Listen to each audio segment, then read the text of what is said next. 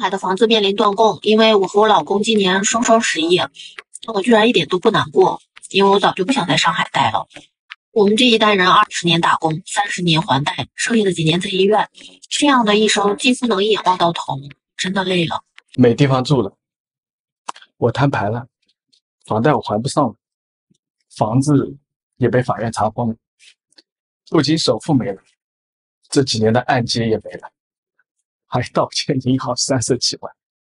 我爸爸只是暂时没有钱还，为什么不让我回家？他很辛苦，一直努力赚钱。随着房地产暴雷、经济下滑，今年头2个月，中国大陆法拍房数量激增，包括上海等一线城市也是一样。据中国指数研究院法拍资料库监测，1月到2月，中国法拍市场挂拍各类法拍房源数量累计达到了17.2万套，累计成交拍品的数量约为2.82万套，法拍按拍次成交率为13.7%。但以上法拍房数量仅供参考，实际房贷断供的数量可能会更高。房价暴跌，在中国多个自媒体平台上到处可见落魄的负债人，有的业主断供后崩溃痛哭，有的业主看到自己的房子马上面临拍卖，一时冲动把所有的装修都砸烂了。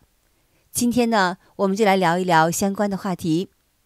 上海法拍房数量越来越多，知道吗？上个月上海新增500多套法拍房，有200多套正在拍卖，300多套即将拍卖，而且这个数量每天都在增加，还有愈演愈烈的趋势。现在上海之所以会有这么多的法拍房，根本原因就在于某些楼盘的房子贬值速度实在太快了，很多人不但首付跌没了，甚至连房子的价值比之前的贷款还少了几百万。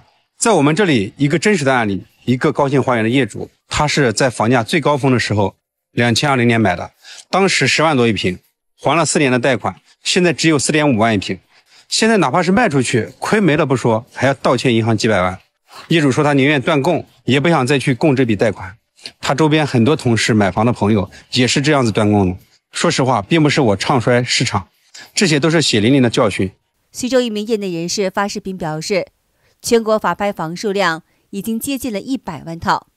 法拍房的数量虽然涨了，但是拍卖成交率却达不到20%，这就意味着银行手头100万套的房子，其中有80多套是卖不出去的，会成为一毛不值的钢筋混凝土。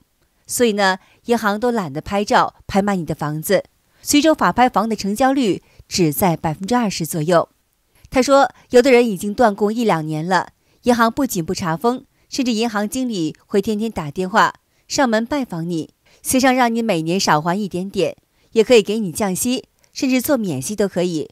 但是求你最起码得把本金给还了吧。如果你还是没有钱还，甚至有的银行会给你找一份工作，让你边打工边还债。总而言之呢，就是求你别再断供了。我断供了。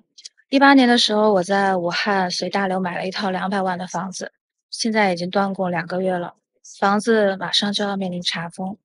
当年首付60个，每个月要还8000多的房贷。这几年生意不好，盲目死扛，前几年把门店关了，断了收入，还不起月供。我才发现这4年多的房贷一共还了46万，只有6万块钱是本金，其他的全部都是利息。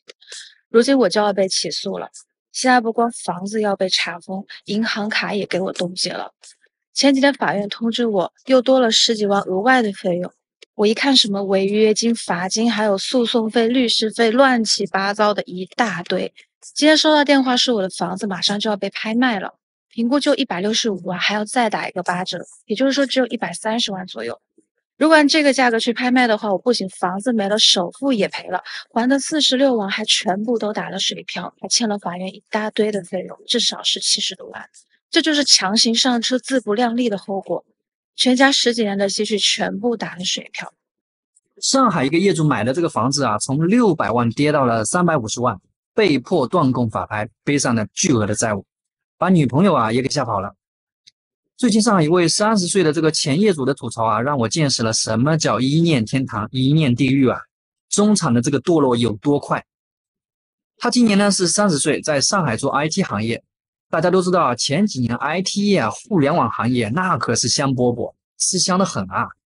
他毕业后没几年，月薪就从1万涨到了3万。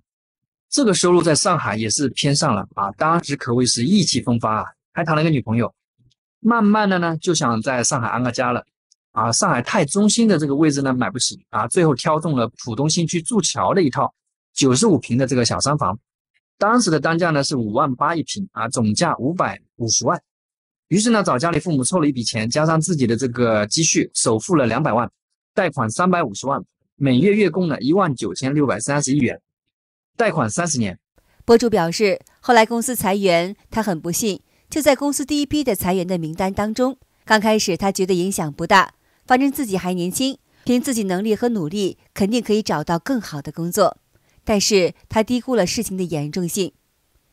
一晃3个月过去了，他还是没有找到一份月薪超过2万的工作，接近2万的房贷以及生活开销的压力让他透不过气来。最后他跟女朋友商量说，要不要把这个房子给卖了，回老家发展试试。但他女朋友不想跟他回老家，只想留在上海。最后他女朋友不想拖累他，决定分手，他们的爱情也就走到了尽头。分手后他伤心了一段时间，后来他开始找中介卖房子，但是没有想到的是，房子挂了好几个月根本就卖不掉，连问的人都没有。中介说是房子地点太偏，再加上大环境确实不怎么好，要急卖的话，中介建议他挂350万，否则都很难卖出去。550万的房子一下子降了将近一半，听到这个价格他惊呆了，无奈之下他只好选择断供。在房子法拍之后，他不光是房子没有了，首付也没有了，之前月供还的100万也打了水漂，反而还欠了银行上百万。看到结果，他忍不住哭了。他说他只不过是买了一套房子而已，为什么会变成现在这样？我的房子已经开始被拍卖了，贷了80万，还了5年，还欠银行75万。前几天法院通知我去清理里面的东西，我的心就像被针扎了一样，很遗憾，也很无奈。我今年37岁，负债300万。我在2016年5月购买了这套房子，每个月5000的房贷雷打不动的还，其中一半是利息，还到了2021年3月，差不多还了30万。哪怕中途因为生意失败还不上房贷，我也东拼西凑的给他去还上，一直这样咬牙坚持。我以为努力和坚持就能够换来这套房子，哪知道2021年3月底我进了小黑屋，然后就开始断供。2年后，等我从小黑屋出来的时候，我就已经欠银行12万的房贷了，然后银行还要我每个月继续还上5000的房贷，才不会起诉我。但是我刚从小黑屋出来，我连份稳定的工作都没有，吃饭都成问题，我怎么有能力去承担这份巨额的房贷呢？博主跟银行如实陈述了自己的情况。银行的工作人员说，对他的遭遇深表同情，但是他们也没办法，要走正常的司法程序，这是他们的工作。博主赵一伟是一名本科毕业生，2009年毕业于安徽大学。他说房贷已经断供了2个月了。就在今天，我做了一个非常艰难的决定，这个房贷啊，我打算彻底不还了，以后也不还了。虽然我并不知道这样做的具体后果是什么，是啊，根据我目前的实际情况来看，每个月4200块钱的房子，我根本承受不起。在今年的4月份啊，因为某些个人原因吧，我被单位啊开除了。曾经以为高枕无忧的工作，现在我感觉啊天都塌了。没有了工作的支撑，4200块钱的房贷，对于我这个月光族来说，我只能选择断供了。很多朋友跟他说，你还年轻，还可以找别的工作啊，实在不行还可以去送外卖送快递，但是他无法接受那些工作。他说如果说自己是初中毕业，他会毫不犹豫地去做那种工作，或者进工厂打工。但是他觉得自己是受过高等教育的大学毕业生，希望能够找到一个和自己专业相匹配的工作，因为他要对父母有一个交代，要对自己寒窗苦读10年要有一个交代。有内蒙古网友说，我比你还惨，没房没车，还弄了大几10万的债务。没事儿，只要尽力就行。也有山东网友说，找工作的人太多了，能找个活干就不错了。我买完房眼泪都哭干了，我房贷3700多，还了5年了，还有64万的贷款，但是我房子现在已经降到了54万，我的贷款比房子还贵呢。我每天工作就是给银行打工的，合着我每天努力工作的意义到底是什么？哎呀，我最近嗓子都哑了，急得我。赚钱给银行还月供吗？自从买完房，我现在都没在外面吃过饭，早饭我就吃一颗鸡蛋搞定了，健康还不贵。自从买完房，我什么都不敢买，就怕哪天没钱还贷款。都说买房是为了更好的生活幸福，可是我买完房以后呢，我怎么就感觉不出来幸福呢？以前你只要断供很强硬，立马给你发拍，立马把你赶出去。但是各位，现在随着断供的越来越多了，对你越来越温柔了。那你说我现在还不起房贷了，先第1个月先催，第2个月再吓唬，第2个月你一看吓唬不住，这个时候银行也会找办法，也会过来找你商量。那你8000还不了，先还一半行吧？你先还4000行吧？那你如果4000也没有，他会告诉你。那刚好我们哪个支行缺个保安，这个保安1个月正好就是4000块钱工资，要不然你来我们银行上班吧。所以你会发现他会帮你找工作，如果你确实还不起，他不法拍了，法院也不立案，因为这样的话他没有任何好处。法院为什么不对房子强制法拍呢？这博主表示，一旦法拍反而会给房市带来不好的后果，因为法拍房子的价格低，通常在同类房子的7折以下。明明这个地方的房子是2万一平，法拍就是1万4一平。一旦这个小区被法拍套数多了，这个小区房价就会下降。如果法拍房多了，就会把整个房价拉得更低，不利于房市的止跌回稳。有的断供的业主因为房子被法拍，心理不平衡，甚至做出了一些极端的举动。